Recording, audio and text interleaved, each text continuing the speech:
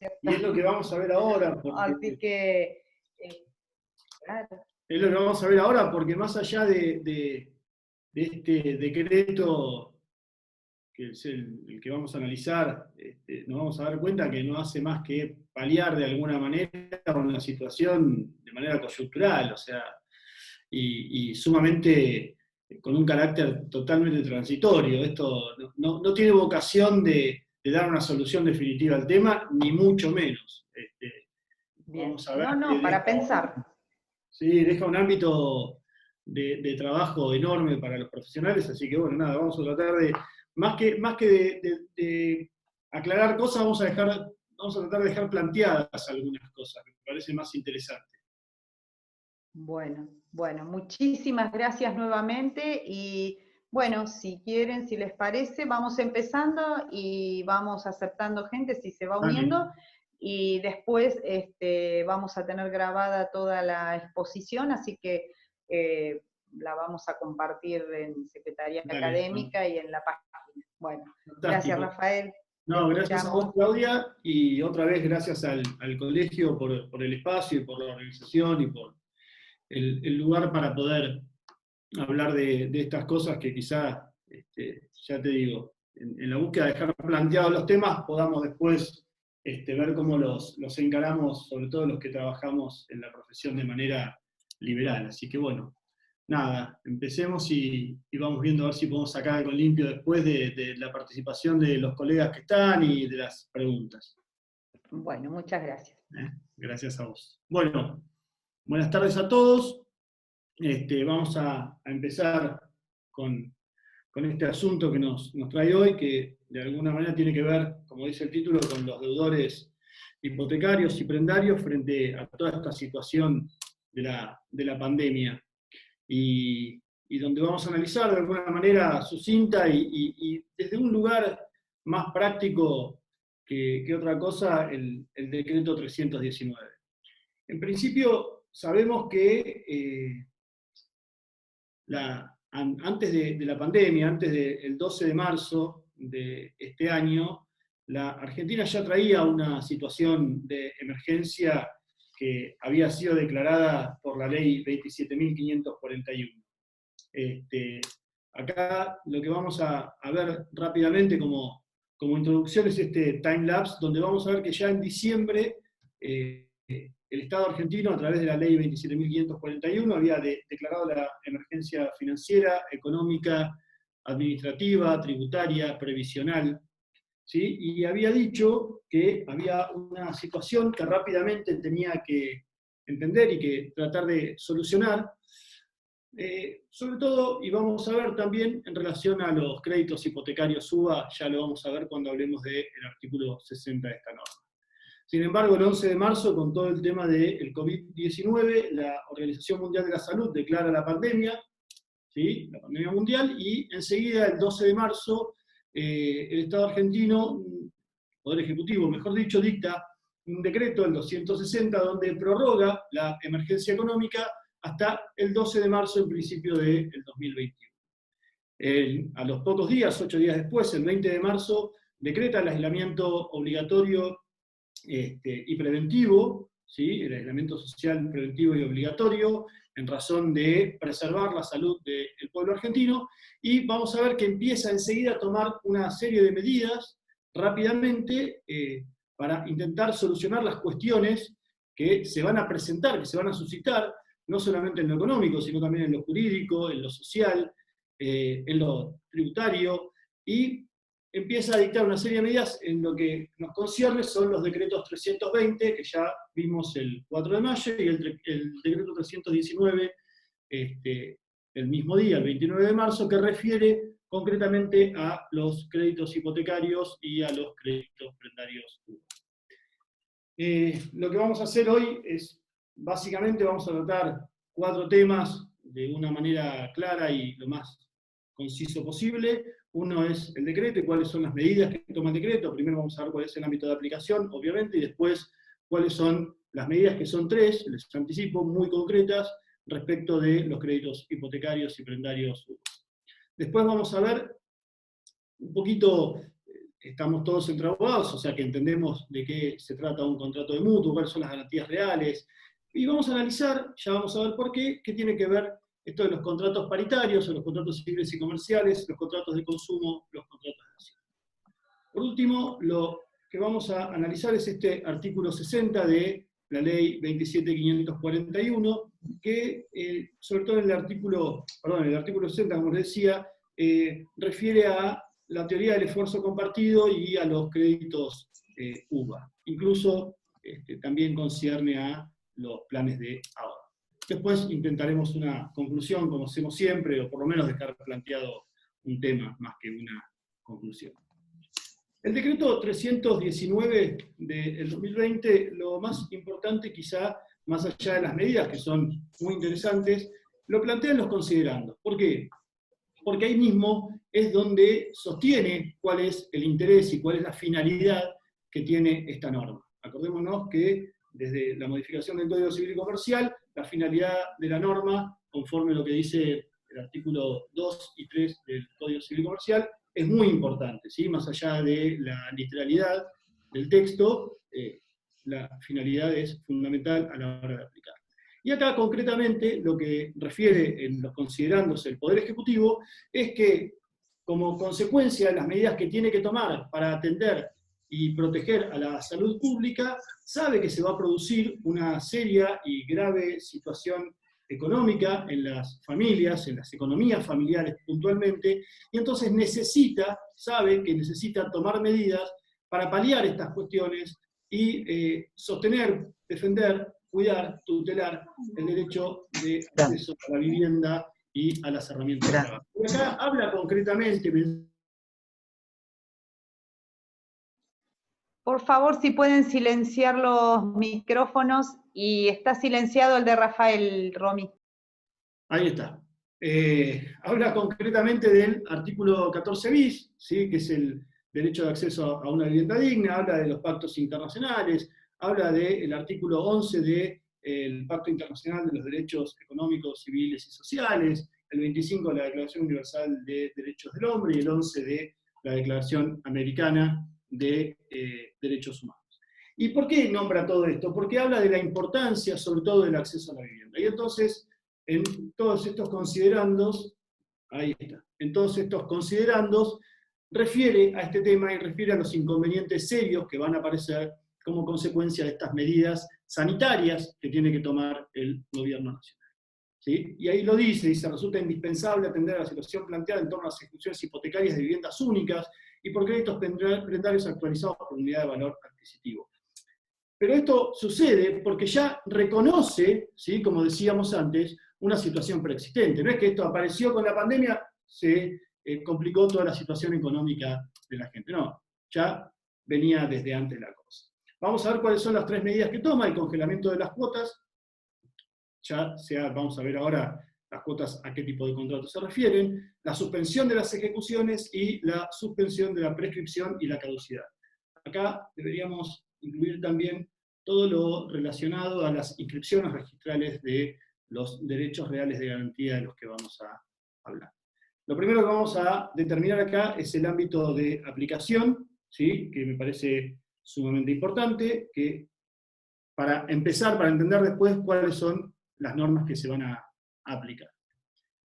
Va a hablar concretamente del ámbito de aplicación. Esta norma se crea para los créditos hipotecarios, que están destinados para vivienda única y de ocupación permanente, y préstamos prendarios que estén indexados por la unidad de valor adquisitivo, es decir, la UVA famosa que se creó a través de la 27127, la famosa ley Cobos del 2016.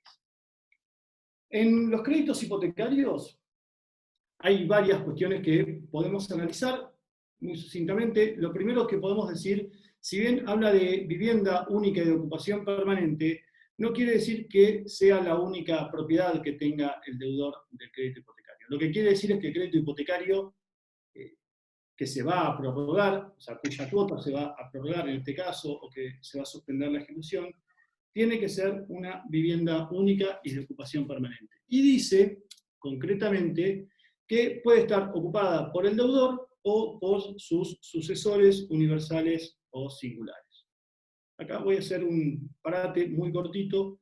El Código Civil y Comercial, desde el año 2015, define en su artículo 400 al sucesor, por un lado al singular como al que recibe un derecho particular, y por otro lado al sucesor universal como aquel que recibe un patrimonio o una parte indivisa de él. Y define, por un lado, al sucesor, y define, por otro, en el artículo 2278, al heredero. El artículo 2 habla de sucesor, no habla de heredero, lo cual lo hace bastante confuso, porque uno podría creer que si el sucesor es aquel que adquiere, ¿sí? El sucesor universal, singular adquiere un título, por ejemplo, un bien determinado, y bueno, podríamos estar frente a alguien que vendió, ¿sí? Que no mandó a inscribir, pero vendió, y entonces el bien está ocupado por una persona distinta del deudor.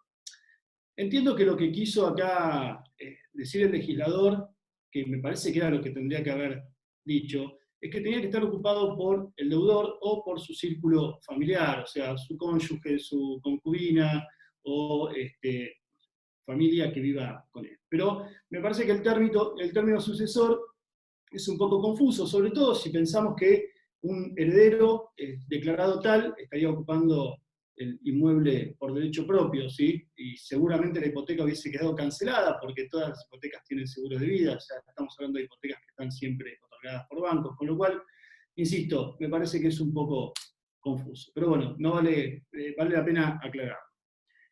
Obviamente que todos los hipotecarios están en este ámbito de aplicación, incluso los que se hayan destinado para la compra de vivienda o aquellos que hayan sido destinados para refacción o construcción, siempre que sea vivienda única y de ocupación permanente. Es decir, ya estamos hablando con esto de un contrato, y vamos a ver después por qué es importante, un contrato de consumo, ¿sí? Porque estamos hablando de ocupación permanente por el deudor o su círculo familiar.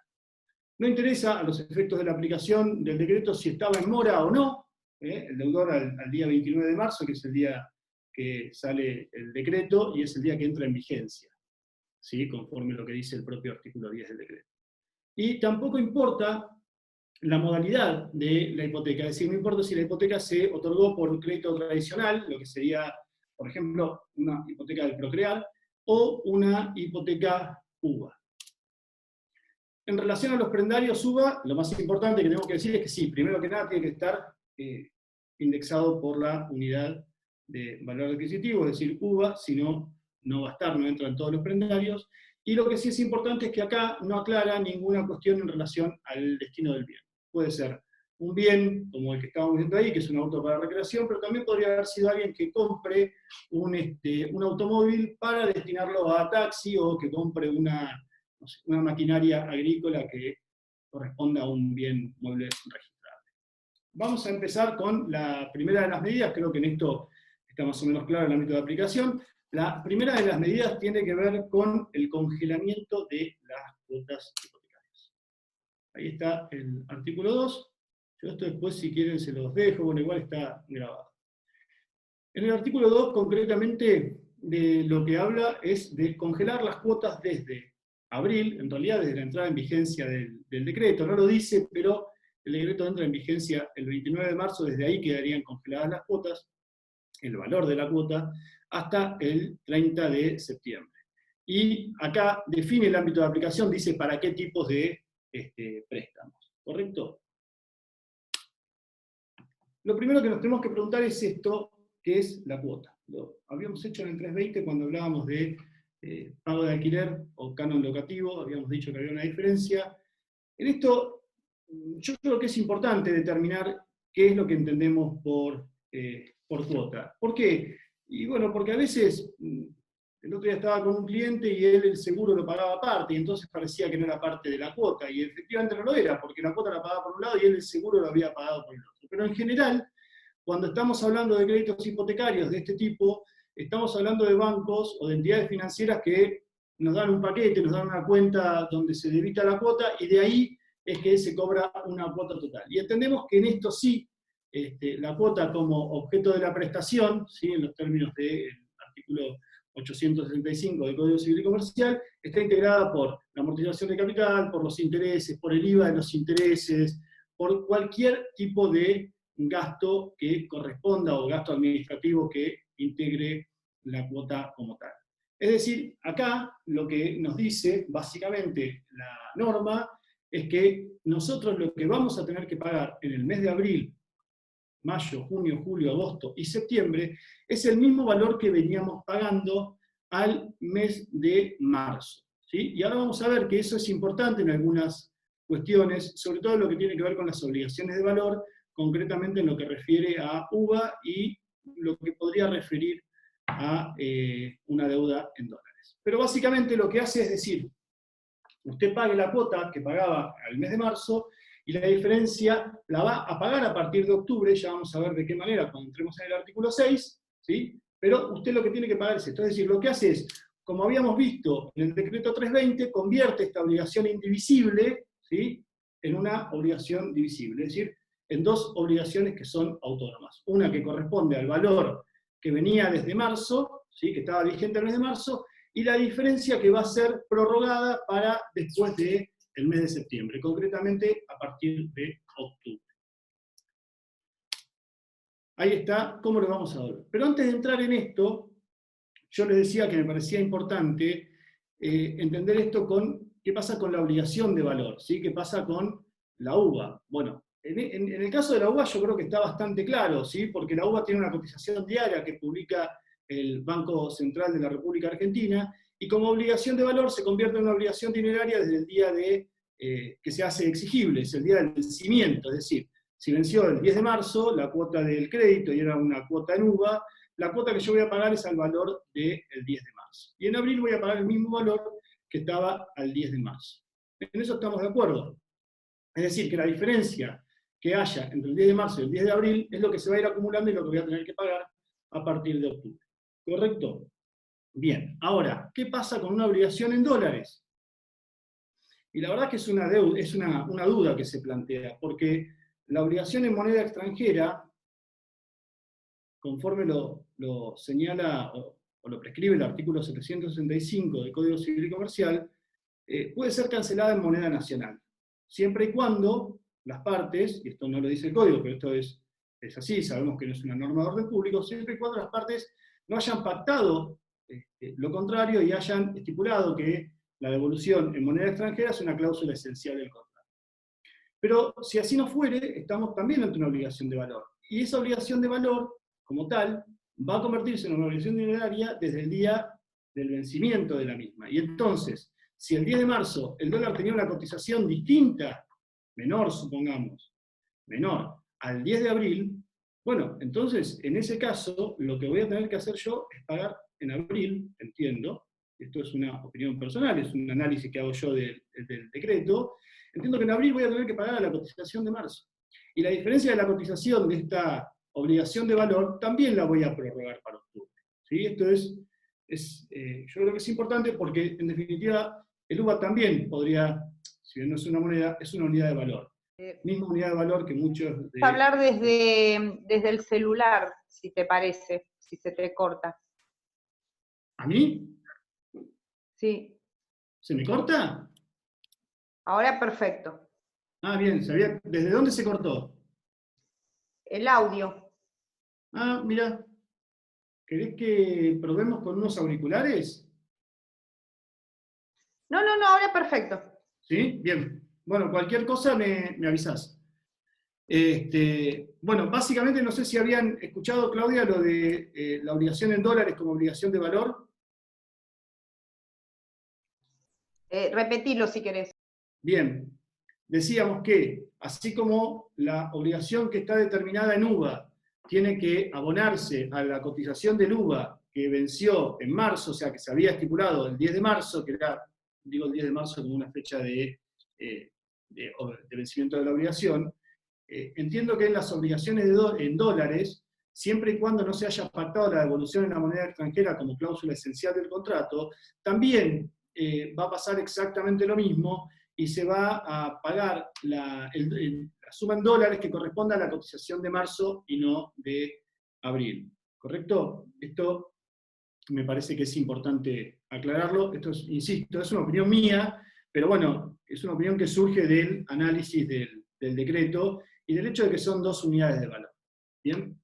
Ahora, ¿cómo se paga ese reajuste? Bien, el artículo 6 nos dice claramente, esto no hay demasiado análisis para hacer, que lo que no se abone, ¿sí? Ese reajuste que no se abone entre abril y septiembre, se va a devolver en 3 cuotas, desde octubre del año en curso. Se va a devolver sin intereses, es decir, nada pueden percibir los bancos o entidades financieras o los dadores del préstamo, el mutuante no puede percibir ningún interés por ese ajuste. Se va a pagar junto con el resto de las cuotas, y en esto, al igual que el decreto 320, significa que mantienen esa que caminan por caminos distintos, ¿sí? Transitan por caminos distintos. El mutuante puede mejorar las condiciones del mutuario, le puede ofrecer 12 cuotas, 6, 5, 8, 10. En eso, siempre que sea para mejorar, no hay ningún inconveniente. Incluso entiendo que podría pactarse, no sé, devolver en 12 cuotas lo que haya que devolver, y que el mutuante perciba un interés pactado a partir de la cuota 4, ¿no? Hasta la cuota 3, que es el mínimo que debe cumplir, ¿sí? No nos olvidemos que esta es una ley de orden público. Ahora, ¿qué pasa? Y esto sí es interesante plantearlo, ¿qué pasa si bajan las uvas o baja la cotización del dólar? Está bien, ustedes me dirán, mirá, esto sería rarísimo. Sí, obvio, sería sumamente raro. Pero la realidad es que podría pasar, y si pasa, entiendo que el deudor hipotecario o el deudor prendario debería pagar la cuota menor, no la cuota de marzo, ¿sí? Es decir, si hay una cuota, si hay una diferencia a favor del deudor hipotecario o prendario a partir de abril y hasta septiembre, va a tener que pagar la cuota que le favorezca. ¿Por qué? Y bueno, en primer lugar, porque este decreto está hecho en favor de los deudores, ¿sí? Esto es lo que surge de los considerandos, por eso decía que era tan importante. Así que en primer lugar, al ser una norma que está hecha en favor de los deudores, si baja la cuota, van a tener que pagar menos. Y en segundo lugar, porque acá lo que hay es una prórroga de la cuota. No es que le están diciendo que no va a pagar el ajuste, sino que le dicen que lo va a pagar después, con lo cual no está condonando una deuda o fijando un monto fijo. No, está diciéndole que el aumento lo va a pagar después. O sea que si hubiera un beneficio para el deudor, debería cancelarlo de esa manera, ¿sí? Además, hay una realidad. También tenemos que ver una cosa antes, perdón, de entrar en el artículo 7. ¿Qué es lo que pasa con un banco o una entidad financiera? Y digo banco o entidad financiera, porque la mayoría de los créditos, creo que, no me animo a decir el 100%, pero el 95% de los créditos hipotecarios y prendarios en la Argentina están otorgados por bancos o entidades financieras. ¿Y qué pasa? Ellos, cuando nosotros sacamos un préstamo de este tipo, nos abren una caja de ahorro donde nos depositan el dinero, ¿sí? Y además donde después debitan las cuotas. ¿Qué pasa si un banco nos cobra una cuota ajustada entre marzo y entre abril y septiembre? En vez de cobrarme la cuota de marzo, me cobra el ajuste del UVA, por ejemplo. Y entonces me cobra un 12%. ¿Eso es un pago mal hecho? No. En definitiva, acá lo que hay es una práctica abusiva claramente del banco. En primer lugar, el banco tiene la obligación de informar claramente la cuota al día del vencimiento. Y esta norma es indisponible para los contratantes, con lo cual el banco tiene la obligación de debitar solamente, y ni un peso más, de lo que había debitado en marzo. ¿Sí? Esto no es un tema de elección, esto es en la obligación de debitar solamente lo que se había debitado en marzo. Y si por ventura debitaran un monto mayor, el deudor tiene la posibilidad, en definitiva, es lo que tiene que hacer, tiene que exigir la devolución de esas sumas, y por aplicación del artículo 2.3.5 del texto ordenado de protección de los usuarios de servicios financieros del Banco Central, la entidad financiera tiene 10 días hábiles para devolver esa suma que hubiese cobrado de más el interés, el mismo interés que ella cobra en las operaciones de descuento. Y si no lo hiciere, bueno, va a ser sancionada, además de la acción que pueda caberle por daños y perjuicios, ¿sí? Esto lo quería dejar claro porque acá no hay un pago mal hecho, que bueno, entonces si pagaste mal no podés reclamar. Incluso, ahora vamos a ver qué es lo que pasa en el caso de la venia de pago, que uno podría reversar los pagos. Ahora lo vamos a chequear. En el artículo 7, volviendo, que está dentro de lo que sería el congelamiento de las cuotas, lo analizamos en la misma esfera de aplicación, la norma nos dice que cualquier deuda que se origine por falta de pago o incluso por pago fuera de término, es decir, después de la fecha de vencimiento, no va a generar una mora, sino que sencillamente se va a prorrogar y se va a poder devolver esas sumas en hasta 3 cuotas también, a partir de octubre, ¿sí? Y solamente va a abonar un interés compensatorio en favor del acreedor hipotecario. Incluso, tal es así que deja sin efecto la mora, que dice que no puede aplicarse el artículo 1529 del Código Civil y Comercial. El artículo 1529 es aquel que dispone la posibilidad del acreedor de resolver el contrato de mutuo, ¿sí? Obligando al deudor a devolver todo lo prestado por incumplimiento del mutuario en las obligaciones de pago. Con eso entendemos esto que decimos de que no existe mora. ¿Cómo se devuelve? Este artículo 7 es prácticamente idéntico, está prácticamente calcado del artículo 7 del decreto 320. ¿Cómo se devuelve? Igual, 3 cuotas a partir de octubre, junto con las cuotas que haya que pagar, con un interés compensatorio que es igual a la tasa pasiva del Banco Nación, ¿sí? Pueden mejorarse las condiciones del mutuario y se mantiene la autonomía de las obligaciones. Hay una cosa que sí no les dije antes y que me parece que es importante, por lo menos a mí me pareció y lo vi, ni bien empecé a mirar el decreto 319. Hay una diferencia que yo considero injusta con el decreto 320. Porque el decreto 320 le permite a todos los inquilinos o locatarios devolver lo que no hubiesen podido pagar, o el ajuste que corresponde entre abril y septiembre, en hasta 6 cuotas, o en un mínimo de 6 cuotas, mejor dicho. Y generalmente en los contratos de locación estamos hablando de contratos paritarios, donde el locador quizá tiene algún patrimonio más importante que el locatario, pero no necesariamente estamos hablando de un banco como locador. Y entonces, cuando estamos ante un contrato paritario y le decimos al locador que quizá no pudo percibir estos 6 meses de alquileres, que lo va a cobrar en 6 meses a partir de octubre, suena injusto que a un banco o a una entidad financiera que tiene un patrimonio sumamente considerable frente a un deudor hipotecario o a un deudor prendario, solamente le den 3 cuotas. Esto es una apreciación personal, porque realmente creo que en esto ha sido un yerro del legislador. O sea, por lo menos tendría que haber dado las mismas 6 cuotas y le tendría que haber dado al banco el mismo trato que le dio al locador. En realidad le tendría que haber dado al locador un trato un poco más bueno, más beneficioso. ¿Qué pasa? Este es un tema sí que es importante. ¿Qué pasa con las personas que pagan una cuota al banco? Dijimos que el artículo 7 les da la posibilidad de no pagar la cuota y devolverla a partir de octubre en 3 cuotas. ¿Sí? Cualquier cuota que haya del crédito entre abril y septiembre. Pero ¿qué pasa con alguien que dice, bueno, no, yo dejo la plata ahí en la caja de ahorro y que me debiten? El banco te lo va a debitar en la fecha de vencimiento, obviamente.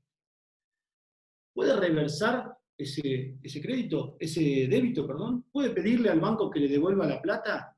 En principio sí. La comunicación A6949, que sale en los primeros días de abril de este año, le da la posibilidad a todos los deudores del sistema financiero que tienen cuotas vigentes, en principio habla de asistencias crediticias, el crédito hipotecario es una asistencia crediticia, de reversar cualquier débito que se haya realizado en un plazo de 30 días y el banco tiene 3 días hábiles para devolver. Esto es lo único que resulta de aplicación, a mi entender, de la comunicación 6949 a los créditos hipotecarios y a los créditos prendarios sub. ¿Por qué digo esto? Porque hay varias asociaciones de consumidores que están pidiendo que el dinero del artículo 2 y del artículo 3 y del 7 se devuelva conforme lo dice la comunicación A6949, en 3 cuotas al final del crédito o del préstamo bancario, ¿sí? Que es el caso de esto. Para las asistencias crediticias, no, a mi entender, a las que están en el 319, le da la posibilidad de no pagar por 3 meses, entre abril y junio, y devolver en 3 cuotas al final del crédito. ¿Sí? Esto para mí no es de aplicación. ¿Por qué no es de aplicación? Por 2 causas concretas. Porque primero no es más beneficioso para los deudores. ¿Por qué no? Porque solamente prevé un periodo de 3 meses y no de 6, en primer lugar. Y en segundo lugar, porque el interés compensatorio que se prevé acá es un interés compensatorio más gravoso para el deudor, porque es el interés compensatorio que hubieran pactado las partes, que siempre va a ser más alto que el que paga hoy el Banco de la Nación en los plazos fijos a 30 días.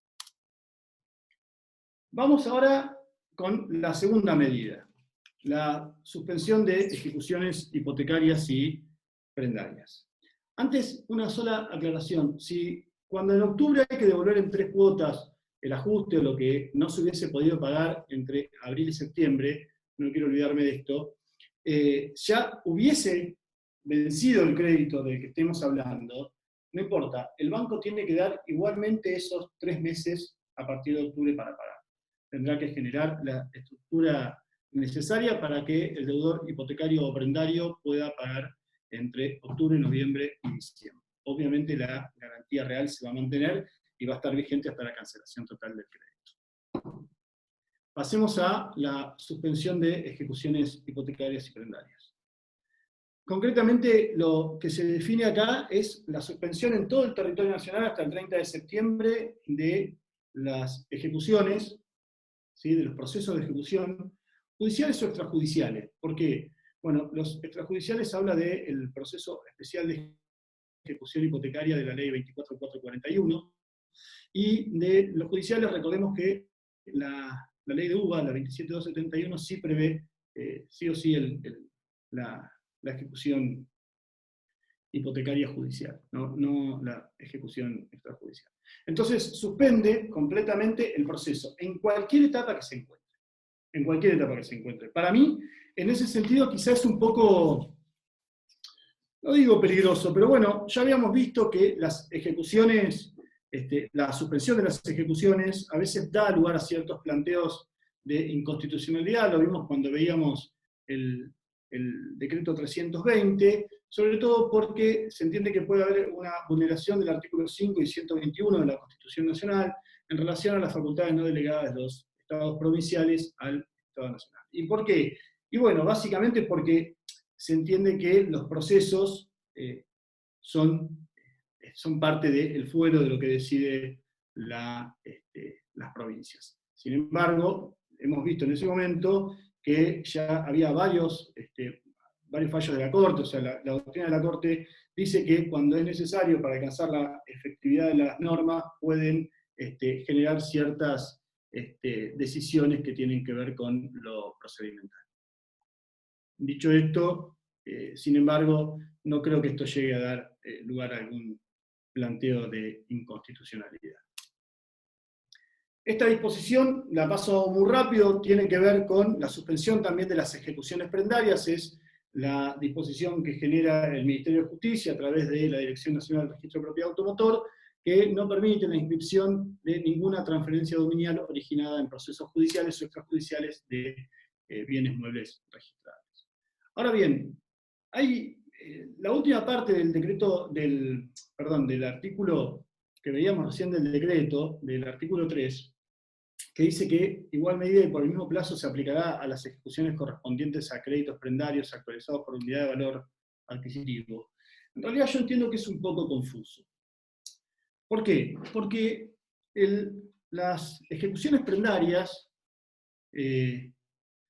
conforme el decreto ley 15.348 del 46, que es el que legisla las prendas con registro, determina una forma de ejecución que es prácticamente extrajudicial, que concretamente dice que el acreedor prendario, siempre que sea un banco o una entidad financiera oficial, puede presentar el certificado de saldo deudor, ¿sí?, ante el juez, y el juez directamente, inaudita parte, ¿sí?, emite la orden de secuestro del vehículo, con lo cual el acreedor puede secuestrar el vehículo y en 10 días, después de publicitarlo, por 10 días mejor dicho, puede vender de forma particular, privada, en una subasta privada, el vehículo.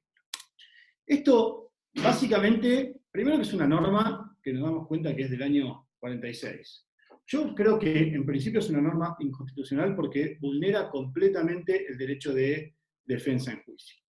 Pero más allá de eso, que entiendo que aplicaría esa inconstitucionalidad en cualquier tipo de crédito prendario, veamos qué es lo que pasa concretamente con los consumidores prendarios, ¿sí? Porque en esto hay una ley especial, hay una tutela especial que se prevé para los consumidores y que difícilmente podría convivir con una norma como la del artículo 39 del decreto ley 15.348. Concretamente, yendo directamente para no dar demasiadas vueltas con esto. Gonzalo Rodríguez, que es un abogado recibido, amigo y abogado recibido en la Universidad Nacional de Mar del Plata, en la Facultad de Derecho, trata mucho este tema y lo entiende claramente cuando habla del desplazamiento de las normas por colisión que se presentan entre normas como el artículo 39, ¿sí?, una norma que él dice que es arcaica, vieja, que está totalmente obsoleta, frente a las normas tuitivas de los consumidores, que entre otros temas prevén, por ejemplo, el deber de información. ¿Y qué quiere decir esto? Que si yo le doy una orden de secuestro por la sola presentación de un saldo de deuda, sin haber escuchado en ningún momento al deudor prendario, que en este caso estamos hablando de un consumidor, ¿y por qué hablamos de un consumidor? Y bueno, porque estamos pensando en la prenda más común, si se quiere, entre los préstamos bancarios. Si yo le permito a un juez hacer eso, lo que estoy haciendo es dejarlo completamente desprotegido al consumidor. Y estoy de esa manera vedándolo de, por ejemplo, hacer planteos que tienen que ver con cláusulas abusivas, con información no brindada, con tasas excesivas, es decir, con toda una serie de defensas que pueden articularse solamente a través de escuchar al deudor, en este caso prendario, ¿sí? Y entonces, si yo permito que un banco o una entidad financiera de este tipo ejerza semejante poder sobre un consumidor, bueno, entonces estoy alterando completamente el orden constitucional desde la manda del artículo 42, ¿sí?, vigente del año 94, y ni que hablar de toda la norma de la 2440. Es por eso que ya profusa jurisprudencia entiende que el artículo 39 del decreto 15.348 del año 46 no resulta de ninguna aplicación. Así lo vio claramente el doctor Castro Durán, miembro de la sala de Junín, de la Cámara Nacional de la Cámara Civil y Comercial de Apelaciones de Junín, en Fiat Crédito Condenatale, donde dice claramente que resulta de ninguna aplicación el artículo 39. Por otra parte, pasemos a ver qué pasa con la suspensión de la prescripción y la caducidad según los artículos 4 y 5 del decreto. Bueno, sobre el artículo 4 no hay mucho que decir, o sea, suspende la prescripción y la caducidad hasta el 30 de septiembre, lo cual es completamente coherente con el 2567 del Código Civil, que define que los plazos de caducidad solamente pueden suspenderse por disposición legal. Esto es lógico, si está suspendiendo los procesos y está suspendiendo las ejecuciones, y dice además que no puede haber deudas, o por lo menos no hay mora, ¿sí?, por las deudas que se originen entre abril y septiembre, bueno, entonces está claro que cualquier inconveniente que haya habido hasta el 29 de septiembre, hasta el 29 de marzo, perdón, que no hubiese podido plantearse, va a quedar suspendido sus plazos, sobre todo también entendiendo que la Administración de Justicia está en una situación por demás delicada. Este sí es un tema que es importante, que es la prórroga de las inscripciones registrales. También lo vamos a hablar un poco rápido, pero es importante entender qué es lo que pasa con los registros. ¿Por qué? Porque cuando estamos hablando de garantías reales, obviamente que la inscripción es sumamente importante, porque es esta publicidad la que da, en definitiva, eficacia a la preferencia y a la persecución del crédito, ¿sí? Lo primero que hace es aplazar automáticamente todas las inscripciones registrales de los derechos reales de garantía. Esto, concretamente, ¿qué quiere decir? Nosotros a las hipotecas, como son por escritura pública, conforme lo determina el Código Civil y Comercial, tenemos 45 días, ¿sí?, para poder inscribirlas. Si las inscribimos dentro del plazo de 45 días, según lo que dice el artículo 5 de la ley 17.801, bien, si las inscribimos dentro de esos 5 días, entonces de 45 días van a quedar inscriptas como si hubiese sido desde el mismo momento en que se constituyeron. Y 24 horas encontramos, conforme el artículo 19, para las prendas con registro, ¿sí?, conforme el 15.348 del 46. Esto quiere decir que, pasado ese plazo, todavía va a estar vigente. No impide la traba y mantenimiento de medidas cautelares. Esto sería una excepción a la suspensión de las ejecuciones. ¿Por qué? Porque, bueno, todos sabemos que la traba o restricción de medidas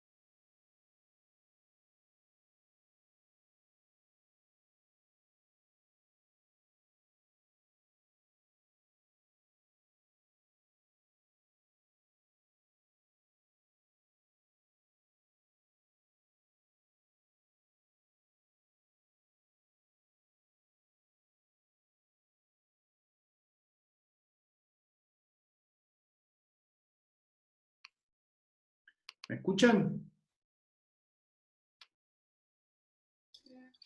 Ahí sí se escucha, Sí, te Rafael. escuchamos. Bueno, perfecto. No sé dónde se cortó. Eh,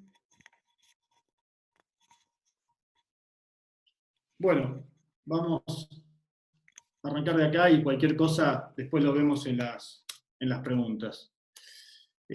Así.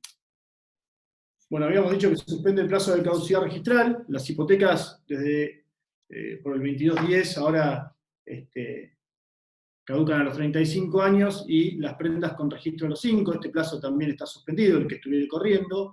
Y por otra parte, suspende el plazo de caducidad registral de las medidas cautelares que se traben o se hayan trabado. Recordemos que las medidas cautelares caducan de pleno derecho a los 5 años, ¿sí? Entonces, lo que busca es que desde el 29 de marzo no haya esta necesidad de reinscribir medidas ni demás. Es decir, todas las que estuvieran por vencer, la que vencía el 30 de marzo, bueno, va a vencer recién a partir de octubre. Lo paso rápidamente, así, a ver, los otros artículos que puedan ser de interés del decreto tienen que ver con que es una norma de orden público. Esto es un poco redundante, como dice el doctor Mariano Esper, concretamente porque todas las leyes de emergencia son de orden público, ¿sí? Y por tanto son indisponibles para las partes. Y por otra parte, queda claro que entra en vigencia desde su publicación en el Boletín Oficial, que fue el mismo 29 de marzo en que se dictó la norma. Veamos rápidamente esto de los contratos de mutuo y garantías reales, ¿sí? Para pasar a un tema que quizás es más importante al final, que tiene que ver con los créditos UBA y con el artículo 60 de la 27541. Claramente cuando hablamos de derechos reales, o mejor dicho, cuando hablamos de hipoteca y de prenda, estamos hablando de derechos reales conforme el libro cuarto, pero también cuando hablamos de este tipo de derechos reales, y ahora vamos a ver cuáles son, es importante entender que vamos a hablar también de contratos, ¿sí? Serán contratos de consumo o civiles y comerciales, conforme la fractura que se produjo en el año 2015 en la teoría general del contrato, ¿sí? Pero independientemente de eso, vamos a estar hablando de las dos cosas a la vez. Ahora vamos a ver por qué. Los derechos reales están definidos en el artículo 1882 como el poder jurídico de estructura legal que se ejerce directamente sobre un objeto, ¿correcto? Y se ejerce de forma autónoma y atribuye al titular las facultades concretamente de persecución y preferencia. Ahora bien, además, los derechos reales, conforme lo dice el 1889, pueden ser principales o accesorios. Dentro de los principales, por citar algunos nada más, tenemos al dominio, al condominio, el usufructo, la superficie. Y dentro de los accesorios, acá están nombrados nada más que la hipoteca y la prenda, pero claramente también corresponde aplicar o mencionar al anticresis. Acá hay algunas normas que hablan de lo que son las obligaciones accesorias y las obligaciones principales, que van a tener referencia y que van a tener importancia a la hora de determinar la cuestión de los derechos reales. Pero es un tema más teórico que quizá ahora no tiene más sentido, pero sí me interesa que vean el 2187 que refiere a la garantía de cualquier tipo de crédito, ya sea puro y simple, plazo, condicional o eventual, de dar, hacer o no hacer. Sobre todo porque en esto también tiene una especial importancia en relación a obligaciones de valor que pueden garantizarse y por tanto pueden presentar lo que se llama una hipoteca abierta. Ahora, el derecho real de garantía, ¿sí? Concretamente, lo que busca es afianzar, garantizar, valga la redundancia, en este caso un contrato de mutuo, o, que sería el 1525, o las más de las veces, y vamos a ver por qué, lo que se denomina como un préstamo bancario, artículo 1408. Y vamos a ver por qué es importante esto. Y este contrato de mutuo, este préstamo bancario, si estamos hablando de una hipoteca, será para la compra, adquisición, refacción. Siempre que hablemos de garantizar un inmueble, vamos a estar hablando de hipoteca y será para cualquiera de estos destinos. Y lo mismo va a pasar con la prenda, que va a referir a, en este caso, la prenda con registro, ¿sí? A bienes muebles registrables. Cuando hablamos de contratos de mutuo, es importante, o préstamos bancarios, ni que hablar, cuando hablamos de contratos de mutuo es importante que determinemos de qué tipo de contrato de mutuo estamos hablando. ¿Por qué? Porque el mutuo dinerario no va a estar, ¿sí? Regido por las mismas normas cuando sea un contrato civil y comercial y ahora vamos a ver cuáles serían esos casos, o cuando sea un contrato de consumo. Y tampoco, volvamos, acuérdense siempre de esto de la fractura de la teoría general del contrato, que dispone de dos títulos, un título tercero para los contratos de consumo y un título segundo que habla de los contratos en general. Y entonces después, cuando habla de los contratos especiales, vamos a saber que cada contrato especial, entre los que está el mutuo, va a poder ser un contrato de consumo o un contrato civil y comercial. Y según sea uno o el otro, va a estar regido por normas distintas, y esto es muy importante a la hora de hablar de créditos prendarios, UVA, o de hablar de créditos hipotecarios. Y por su parte, vamos a ver qué pasa con los contratos, según su celebración, y según cómo se forma el consentimiento. Y entonces vamos a hablar de contratos que están consensuados entre las partes o contratos de adhesión, que lejos de que el adherente haya podido determinar el contenido del contrato, solamente puede adherir. Vamos a ver lo importante que es esto de una manera más rápida y sucinta, ¿sí? Y acá tenemos, entonces, el primero de los casos que se nos puede dar es que sea un mutuo civil y comercial paritario. Y bueno, y el mutuo civil y comercial paritario será aquel mutuo que son equivalentes en su relación de fuerza, determinan, uno, prestar, en este caso vamos a hablar siempre de mutuo dinerario, uno determina prestar una cantidad cierta de cosas, que va a ser dinero, a la otra parte para que se la devuelva con un interés. Y en eso las partes pudieron definir cuáles son los contenidos del contrato, pudieron negociarlo, pudieron charlarlo, digamos, amigablemente, si se quiere, y bueno, y en ese caso va a estar determinado por los artículos 957, que habla de los contratos en general, y por el artículo 1525. Por otra parte, tenemos un mutuo de consumo paritario. ¿Qué es un mutuo de consumo paritario? Y bueno, es una empresa, ¿sí?, que se dedica profesionalmente a realizar una actividad que podría ser, por ejemplo, una constructora, y que a su vez, como tal, se dedica a financiar la venta de sus departamentos. Y estamos hablando de una constructora chica, no estamos hablando de una mega constructora, que se sienta y negocia con cada uno de los adquirentes de las unidades las distintas formas en las que pueden llevar adelante la compra del inmueble. Y en ese caso vamos a estar frente a un contrato de mutuo, pero que sí, que va a ser de consumo, obviamente porque tenemos un proveedor, que es la constructora, y tenemos un consumidor, que es el adquirente de la unidad, que la adquiere para su uso privado, pero lo negocian en partes comunes, en partes iguales. Y bueno, y en ese caso va a estar determinado también por el 1525, pero a su vez por el 1092 y siguiente del Código Civil y Comercial, y ni que hablar, por supuesto, por la Ley 24.240.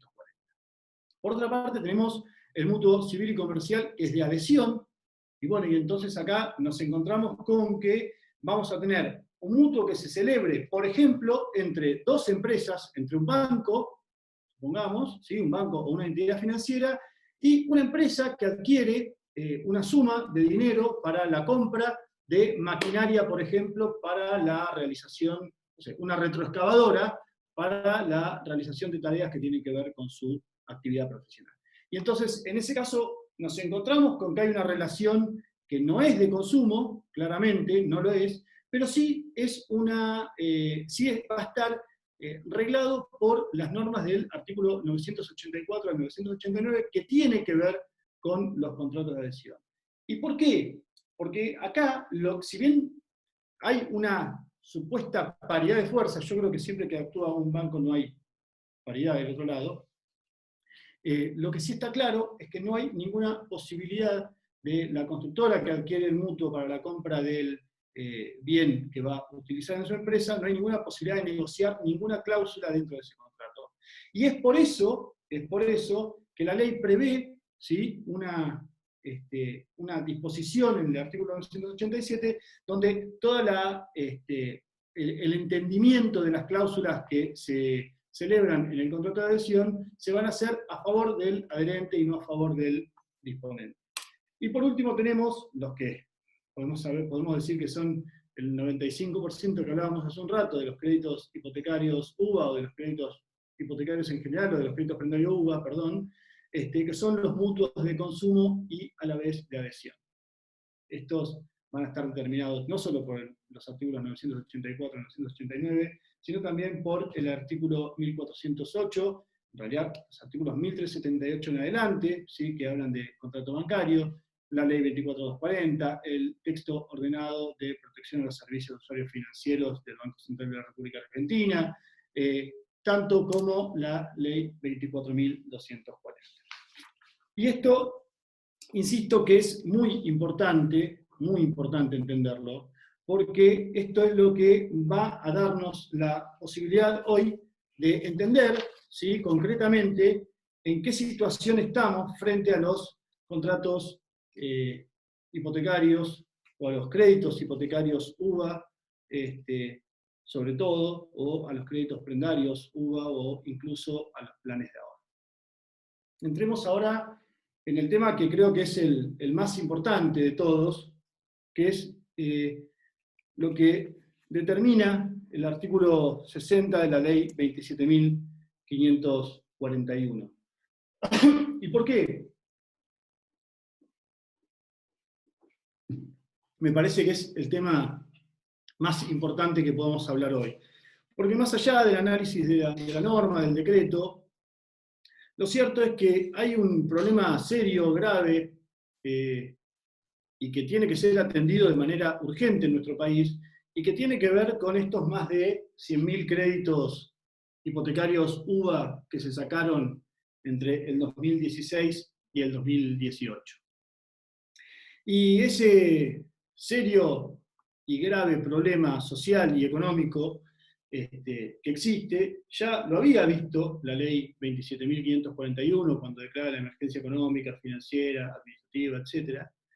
Y es por eso que en el artículo 60 le impone al Banco Central de la República Argentina la obligación de evaluar el desempeño y las consecuencias de los préstamos UVA para la adquisición de viviendas, así como el desempeño y las consecuencias del sistema del plan de ahorro para la adquisición de vehículos automotor, otro tema que todos sabemos que es muy álgido en nuestro país.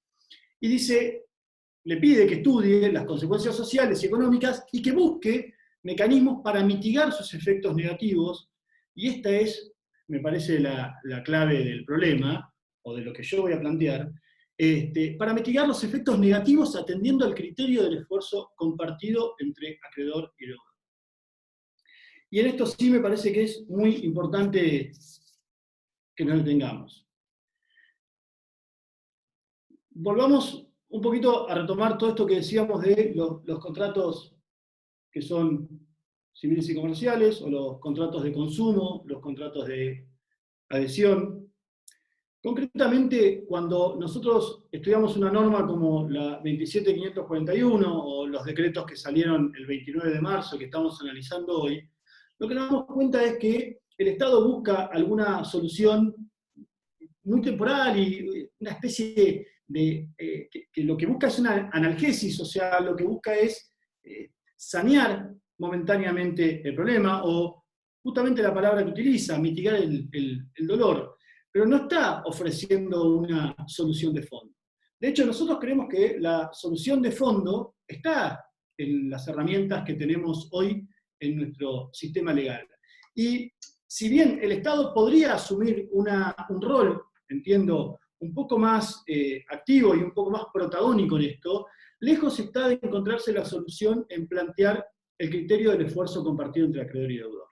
Volvamos a repasar esto, porque cuando hablamos de contratos de mutuo hipotecario o de préstamos bancarios para compra de vivienda garantizados a través de hipotecas, estamos hablando de una clásica relación de consumo y de adhesión entre un banco, una entidad financiera, ¿sí? Y un particular. Yo, la verdad que entrar mucho en el análisis de cuándo es un contrato de adhesión, cuando creo que todos entendemos, y creo que quedó claro cuando lo planteé. Y me parece que sí es importante chequear estas cuestiones que tienen que ver fundamentalmente con la situación en la que quedaron plantados concretamente todos los tomadores de créditos UVA, ¿sí? El UVA nace con la ley 27.271, con la ley Cobos, se le llamaba en ese momento unidad de vivienda, no era UVA, era UBI, el nombre de UVA cambia en septiembre del 16, y esta unidad de vivienda iba a estar estipulada por la milésima parte de lo que sale un metro cuadrado en la construcción, en distintas zonas de la Argentina, y a su vez iba a estar indexada por un coeficiente, que es el coeficiente de estabilización de referencia, el SER, aparecido fundamentalmente con el decreto 214 del 2002, ¿sí? Con la situación de la emergencia que se produjo en aquel momento, ¿sí? Toda esta situación de la especificación y que nosotros conocemos, y el crédito UVA se vendió como una solución mágica, diríamos, a los consumidores y a las personas que pretendían comprar fundamentalmente una vivienda donde residir con su familia, es decir, alcanzar el sueño de la casa propia. Y cuando nosotros escuchamos y vemos cómo se promocionaba el UVA, nos decían que íbamos a pagar valores muy bajos al principio, a diferencia del crédito tradicional, que se pagaban montos muy altos, que íbamos a pagar lo mismo que salía un alquiler, que después la cuota se iba a compensar porque como estaban manejando, y esto lo decía el Estado mismo, como estaba controlando la inflación, y esto crecía por inflación, porque en definitiva el SER se alimenta del índice de precios al consumidor, del IPC, entonces de esa manera iba a ser una solución mágica que nos iba a brindar la posibilidad, ¿sí?, de tener una casa con una cuota muy baja. Y esto lo vendían así. Y de pronto, desde abril del 2016, uno empezó a ver el crecimiento exponencial de la inflación, pero sobre todo, cómo ese crecimiento se traducía en este coeficiente de estabilización de referencia, que en poco más de 2 años, perdón, en poco más de 3 años, creció un 260%. Y eso incrementó a esta unidad de valor adquisitivo en lo mismo, en un 260%, entre el 31 de marzo del 2016 y el 29 de febrero de 2020. Les aviso que hoy está todavía más, creo que ya llega como al 270%. Pero cuando nosotros vemos el crecimiento del CBS, que es un coeficiente de variación salarial, coeficiente que por otra parte yo creo que es bastante defectuoso, porque no muestra el salario real, esto es un tema sumamente opinable, la variación fue del 2,16%, ¿sí? O sea, que acá vemos una diferencia sustancial con la fluctuación del SER. Pero si vamos al salario mínimo vital y móvil, que existía en abril del 16, que era de 6.000 pesos, y vemos al de mayo del 2020, que es de 16.000 pesos, encontramos un incremento que es del 1,78%. Es decir, que tenemos una diferencia sustancial entre una cosa y la otra. Y nos encontramos con que el Estado pretende, y esto es, digo el Estado porque es la solución que dan los legisladores a través de la ley 27.541, pretende que los consumidores que hoy no pueden pagar sus cuotas hipotecarias y que están severamente preocupados porque lo que está en juego es claramente la vivienda que pudieron adquirir con muchísimo esfuerzo, les está diciendo que tienen que hacer el mismo esfuerzo que los bancos. El mismo esfuerzo que los bancos. Y la verdad que a mí me parece, no quiero hablar en términos demasiado coloquiales y decir que parece una tomada de pelo, pero sí lo que puedo decir es que altera y desquicia todo el sistema tuitivo de los consumidores que se construye desde el año 93 en adelante. ¿Por qué? Y básicamente porque entiende que hay una relación de equivalencia entre un banco y un consumidor que no existe, que es una ficción, es poco menos que una ficción. No hay ningún tipo de relación de equivalencia entre un banco o un... Pero me sobran los motivos para demostrarlo. Por lo pronto lo que podríamos decir es el ejército con el que cuenta un banco por cada producto crediticio que larga. Abogados que definen el contenido de las normas, que estudian absolutamente todo para ver de qué manera el contrato queda cerrado y no tiene ninguna objeción. Contadores que descubren las maneras y las formas de que tenga ciertos beneficios tributarios para poder maximizar la rentabilidad del producto. economistas que determinan la forma de devolución, las tasas, la amortización, un mundo de gente, un ejército trabajando en orden a generar un producto y después a colocarlo en el mercado, a venderlo, a promocionarlo, ofrecerlo, cerrarlo, ¿sí? Y creo que esto es algo que conocemos todos a través de la publicidad, de las promociones, que es absolutamente explosivo, o sea, que es absolutamente invasivo. Y entonces, frente a eso, la ley 27.541 nos habla del esfuerzo compartido y nos dice que una persona que toma la decisión acompañado de su marido o de su esposa, que es médico, que es albañil o que es enfermera, no importa, la profesión que fuere, tiene que asumir la misma responsabilidad. Y esto no solo lo dice la ley 27.541. Hace poco, un fallo de la Cámara de Mar del Plata dijo lo mismo, dijo que alguien que había contratado un UVA sabía que la UVA podía aumentar. Yo creo que nadie pensó que podía aumentar un 260%. Y aunque alguien lo hubiese pensado, nadie puede decir que es responsable por eso. Porque en esto hay varias cuestiones que tienen severa importancia para la hora de definir. Por un lado, el deber de información con el que pesa sobre los bancos y las entidades financieras en estos temas, ¿sí? Y es un deber de información que está agravado incluso cuando vemos las normas que tienen que ver con los contratos bancarios que están a partir del 1378 en adelante en el Código Civil y Comercial, que los obliga a informar periódicamente, que los obliga no solamente a informar, sino además a administrar el consejo de qué es lo que le puede servir a un consumidor financiero o no.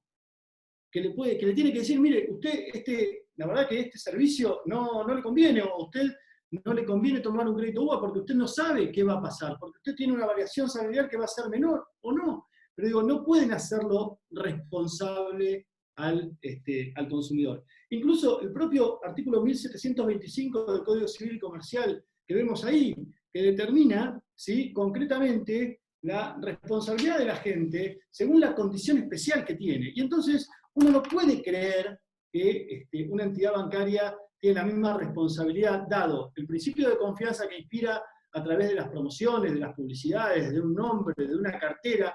No puede pretender que tiene la misma condición de un tomador de un crédito común.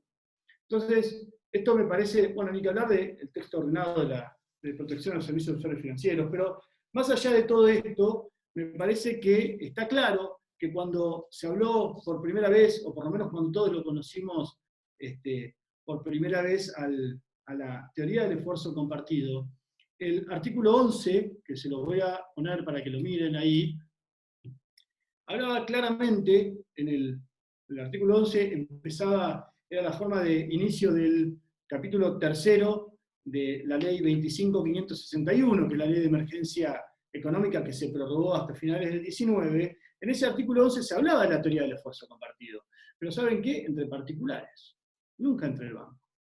Al banco en el artículo 6 le decían que le iban a especificar la deuda uno a uno y ya está. Pero acá, cuando hablaba de esfuerzo compartido, hablaba entre particulares, es decir, entre dos personas que tienen la misma igualdad y relación de fuerzas, no entre un banco y un consumidor, porque entre ellos no hay ningún esfuerzo que compartir, porque la realidad es que el banco gana muchísimo dinero con toda esta fluctuación.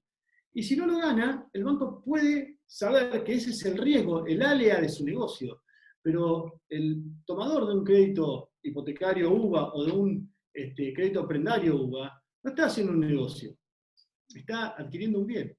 Y la realidad es que cuando toma la decisión, pensar que la toma como un homo economicus es una ficción, una fantasía. La realidad es que toma esa decisión también condicionado por los sesgos cognitivos. ¿Y cuáles son esos sesgos cognitivos? Son esas premisas que nos llevan a actuar de una manera u otra y a tomar ciertas decisiones incluso de maneras automáticas. Y cuando yo voy a un banco como cualquier banco privado, o los bancos públicos, ni que hablar, los bancos públicos, y bueno, yo confío en lo que me está diciendo la persona que trabaja ahí. Y entonces esa persona que trabaja en un lugar en el que yo confío plenamente porque lo conozco, porque lo promociona, bueno, entonces, ¿cómo me pueden decir a mí que yo tengo que compartir el esfuerzo? Yo los quiero molestar, y después, si quieren, empezamos con las preguntas. Los quiero molestar con este video. Este video es del año 2016, así promocionaba el Banco Central de la República Argentina la creación de los UBAs. Espero que lo escuchen. Cualquier cosa, lo vemos.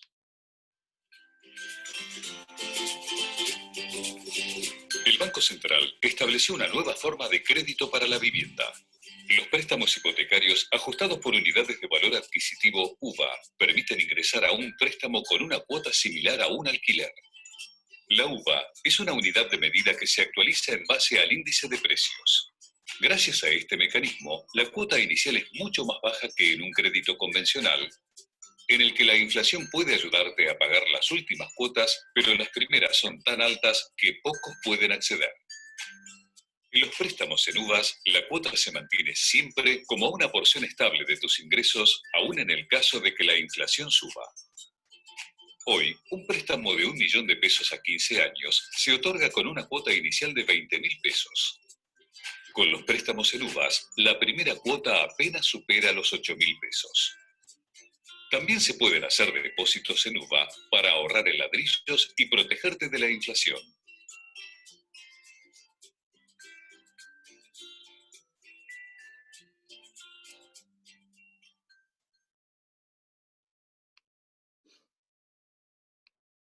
Bien. ¿Saben cuál es la cantidad de depósitos? En realidad, la ley de UVAs, la 27271, nació para que, y es el fundamento de la norma, para que la gente ahorre en pesos. Y entonces decían que tenía que ahorrar en ladrillos y que era importante. Por eso se determina esta unidad por la milésima parte de lo que vale un metro cuadrado en la construcción.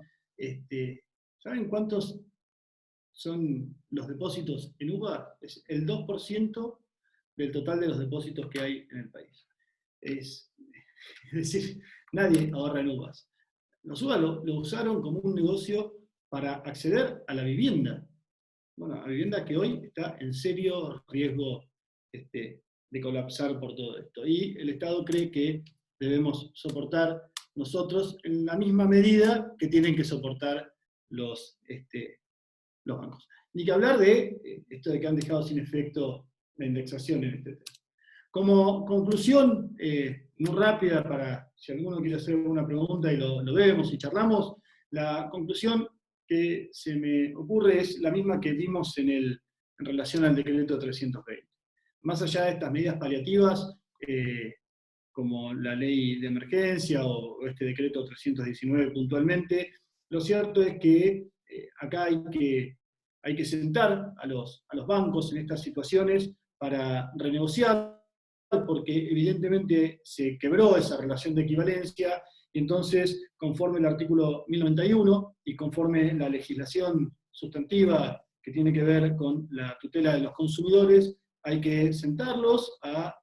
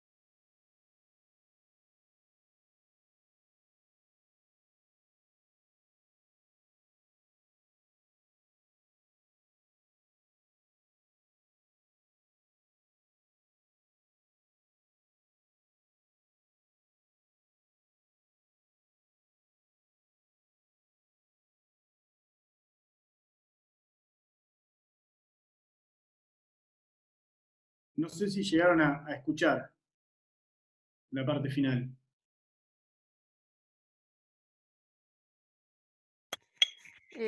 Habías arrancado con las conclusiones.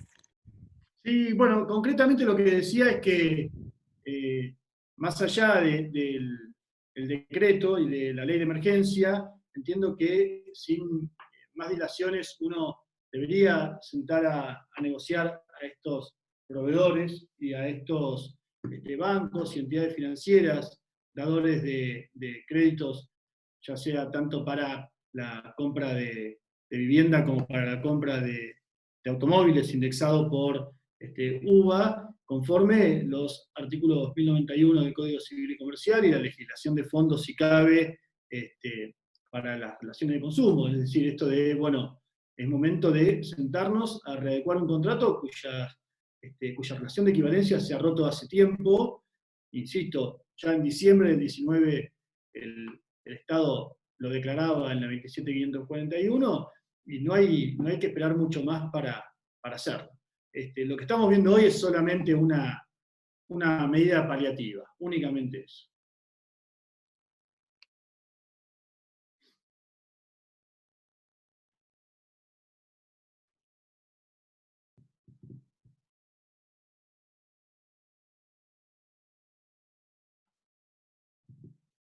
No sé si... Pero qué complicado readecuar un contrato, ¿no? Por parte de los consumidores, cuando la otra parte, como acreedor, es el que está en una posición más ventajosa, ¿no? Claro, claramente, sí, sí. Bueno, pero por eso, más allá de la clara posición ventajosa que tiene un banco o una entidad financiera, también la ley nos ofrece un montón de beneficios a los consumidores que nos permiten hacer ciertos planteos y tener presunciones, en definitiva, a favor, que nos habilitan la instancia de discusión. Y creo que es importante empezar a plantearlo esto, ¿sí? Insisto, sin mayores dilaciones, más allá de esta medida paliativa que dispone el 319, porque esto en octubre se termina. Y entonces hay que seguir pagando una cuota que está exorbitada, y entonces ¿cómo creemos que podemos estar frente a esta situación? ¿Cuánto más creemos que podemos aguantarlo?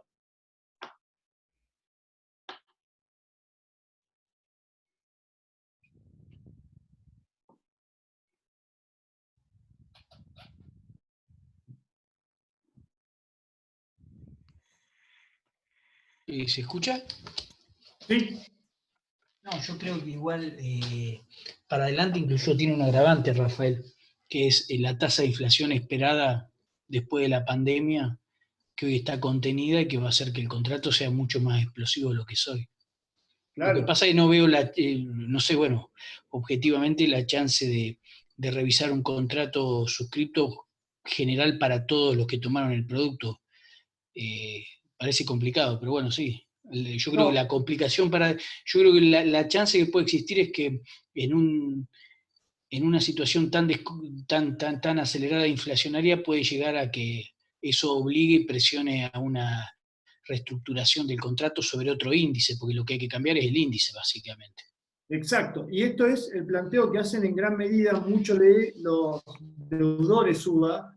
Lo que piden es que haya una modificación del índice del coeficiente que indexa al UBA. Y bueno, y algunos han propuesto el CBS. La realidad es que para mí el coeficiente de variación salarial tampoco es el coeficiente que corresponde. Porque entonces pongamos el coeficiente que corresponde a la variación del salario mínimo vital y móvil. Pero claro, encontramos ahí que es, porque, a ver, el tema es encontrar el coeficiente que sea más real para esto. Porque lo que nos importa es la realidad, no una ficción. Porque si yo lo planteo sobre una ficción, y bueno, la realidad es que sí, a la larga voy a tener el mismo inconveniente, o solamente voy a solucionarle la cuestión a un grupo de gente. Pero yo entiendo que la acción de reajuste, en principio, tiene que ser individual. Tiene que ser individual.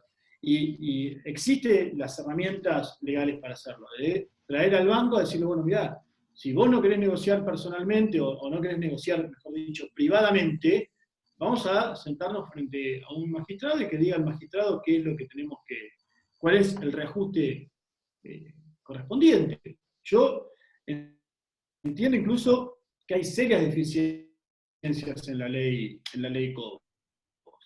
Pero bueno, el tema es plantearlas. Ahora, hay ciertas circunstancias que puedan dar lugar a una acción colectiva, y bueno, quizá podría plantearse. Es cuestión de, nada, es cuestión de plantearlo, pero yo creo que podría llegar a presentarse una situación así.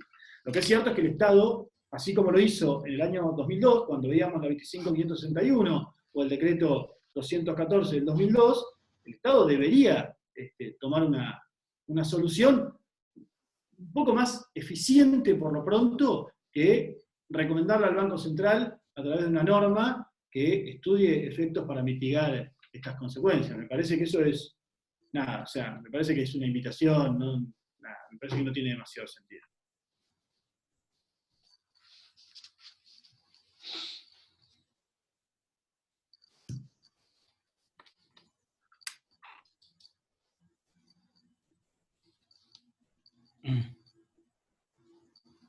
Bueno, yo si no hay preguntas, los saludo, les agradezco la presencia. Quizás estuvo un poco largo, les pido disculpas, pero bueno, ahí en el... Acá les voy a dejar para que lo vean. Acá, ahí están los datos de contacto, por cualquier cosa que necesiten, para comunicarse conmigo, encantado. Muchísimas gracias por venir. Gracias por la invitación, che.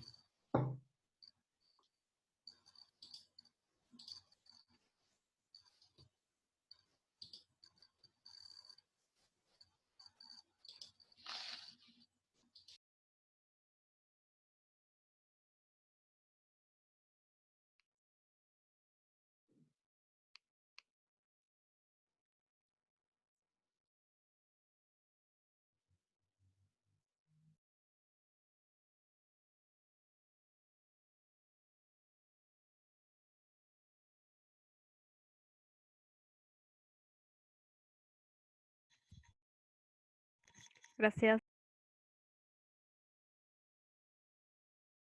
Hay una pregunta, perdón, acabo de ver una pregunta en el chat, les pido disculpas. Nerina Cardinali, ¿está ahí? ¿O ya se fue? ¿Le podemos habilitar el micrófono a Cardinali o ya no está? Hola, ¿Sí? ¿cómo estás? Ah, ¿Nerina? Sí, Ah, está bien, perdóname. perdón, yo había puesto que se había informado mal el horario de la charla, estaba publicado otro horario a las 6 de la tarde y yo me conecté y me perdí la primera parte, pero estaba mirando que estaba grabándose, así que bueno, la voy a Sí, mirar. creo que la suben en YouTube para, a través del colegio, de la página del usuario del colegio. Bien, porque estaba publicado a las 6 de la tarde y me perdí la primera parte, eso Qué solamente. Qué pena. Bueno, no te perdiste nada, no, pero No. bueno, fíjate ahí la podés ver y ahí está el contacto. Por cualquier cosa me escribís si necesitas algo y lo vemos. Dale, muchas gracias. No, por favor, a ustedes. Hola, Ahora, yo te había hecho una pregunta también, no sé si la llegaste a leer. decime. Que en el caso, yo también me pasó lo mismo, yo entré a las 6 y me perdí el principio. Quería hacerte una pregunta puntual en relación cuando también se quiebra esa relación de equivalencia que tenía el contrato, pero entre pares, un mutuo civil y comercial entre dos personas. A la luz del nuevo código, digamos, que se permitiría la morigeración, pedirle la morigeración, ¿cómo ves vos el tema de los intereses pactados? Es decir, no sé si llevarme por la jurisprudencia, que es bastante antigua, es decir, ahora empieza a tomar un poco de valor, pero estamos hablando de la jurisprudencia de cuando se quebró el 1 a 1. Sí.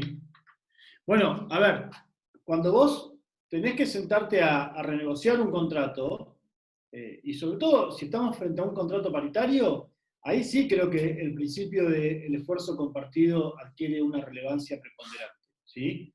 Y hay que ver, porque, a ver, la relación de equivalencias que se puede haber roto en el contrato, que tiene que ver, supongo, con un aumento que la persona que asumió el carácter de tomador, le cuesta pagar, bueno, tendrán que sentarse las partes a ver cómo pueden readecuar, y en eso será una convención entre particulares, con todas las libertades que tienen, salvo siempre, o sea, donde lo que va a primar, quiero decir, es el principio de autonomía de la libertad, ¿sí? Siempre limitado por el orden público, la buena fe, el ejercicio regular de los derechos, ¿se entiende? Y estos van a ser los puntos cardinales que te van a tener que guiar a vos en la negociación o entre tu cliente y la contraparte. Entonces, dentro de esa negociación también van a entrar los intereses. Y bueno, y si no llegan a una solución privada o consensuada, bueno, tendrán que acudir a un juez para que sea el juez el que determine si los abusos, si los intereses que se dispusieron resultan abusivos o no resultan abusivos, si son excesivos o no, si están de acuerdo con los intereses que se fijan en el mercado. Hemos visto muchísimas veces que los jueces morigeran los intereses. En eso creo que es una de las cosas donde los jueces más intervienen en temas de contratos. No sé si coincidís conmigo, pero si hay algo en lo que los jueces intervienen generalmente es en eso, en la morigeración de Sí, los intereses. y perdón que te interrumpa, justamente Sí. sobre ese particular, yo como apoderada del actor, en este caso del acreedor, buscando jurisprudencia antes de iniciar, porque ya las negociaciones están agotadísimas. Sí. Claro, la hipoteca está celebrada en el 2011, Sí. y era por un hotel, es decir, para la compra de un hotel. Sí. Y el abogado en otra parte, que es de Córdoba, por eso te digo, es todo medio complicado, claro, me trae la jurisprudencia de un 4% anual en dólares, y es casi regalarle el hotel a ese precio, Claro. perdón, a esos intereses. Entonces, como el 2015, a partir de la reforma de 2015, existe la posibilidad de morigeración en forma expresa, esto supongo yo que no sería de aplicación porque la celebración de la hipoteca es anterior. Y quería saber si en la experiencia... No, pero esperá, porque la teoría de la imprevisión... ¿Qué haces? La teoría de la imprevisión ya estaba vigente con el 1198 en el Código Civil. Sí. Y los jueces intervienen en los contratos. Ahora, a ver, los jueces incluso hasta pueden integrar los contratos cuando hacen la interpretación, ¿sí? Fenómeno. Pero también lo hacían cuando intervenían en un contrato y morigeraban el interés. Claro. En este caso en particular, las sumas, vivimos en un país tan raro que, por ejemplo, el valor en dólares al que se había llegado para comprar el hotel, hoy es irrisorio. Claro. Pero a la luz de hablar de los intereses únicamente, claro, si encima de todo eso le ponen un 4%, se tiene que ver esto de una manera integral, porque... Sí, obvio. Ahora, te digo una cosa, en la provincia de Buenos Aires no vas a conseguir mejores intereses que del 6%, en el mejor de los casos, en dólares. Yo lo máximo que encontré es un 8%, creo que no te quiero mentir si no era en azul. Y con un dólar que subió a 140 pesos, no sé si te lo van a... Sí, no, pero nosotros nos quedaríamos en los 69, ¿no? Claro, sí. Pero por eso te digo, en este caso en particular, las hipotecas tomadas en esa época, hoy sufren, el que sufre es el acreedor, no es el deudor, ¿eh? Te lo puedo asegurar.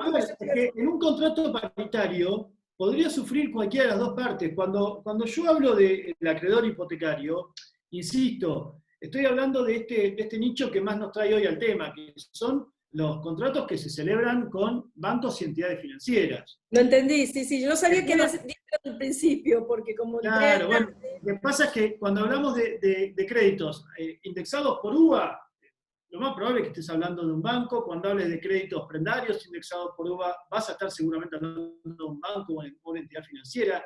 Y entonces, cuando yo digo que acá no nos pueden pedir a nosotros que apliquemos la teoría del esfuerzo compartido para un consumidor que es médico, ni siquiera no quiero hablar de una persona que no tiene instrucción académica. Un lego. Pero ¿sabes qué? Del mercado financiero no sabe cómo impacta la baja del mercado de cereales de Chicago no tiene ni idea, no sabe qué es un commodity, no tiene por qué saberlo, porque si no le vamos a decir al pasajero de un avión que si el avión se cae, y bueno, algo de responsabilidad tuvo él porque, bueno, puso mal la valija. No, o sea, no tiene ninguna responsabilidad un pasajero. Y en este caso, un consumidor tampoco tiene responsabilidad. Lo digo porque, ya te digo, hay un fallo, por eso lo decía así con cierto tono de indignación, hay un fallo de la Cámara de Mar del Plata que dice concretamente que el tomador de la hipoteca sabía que los UVA podían aumentar. ¿Cómo le van a contestar eso a un consumidor?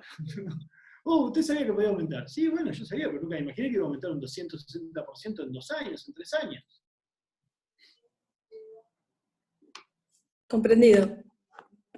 Voy a ver si consigo algo de jurisprudencia, porque la verdad que la que encontré es muy vieja en relación a lo que yo necesito, que es justamente ese esfuerzo compartido entre el acreedor y el deudor, pero en una relación paritaria, es decir,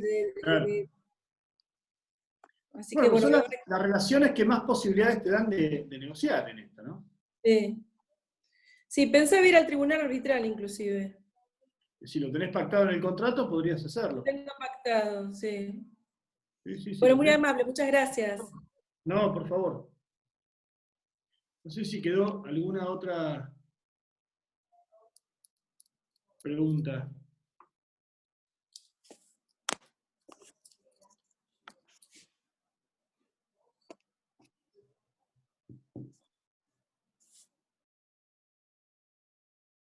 Bueno, ahora sí, entonces me despido. Cualquier cosa, ahí tenían los datos, y si no, bueno, nada.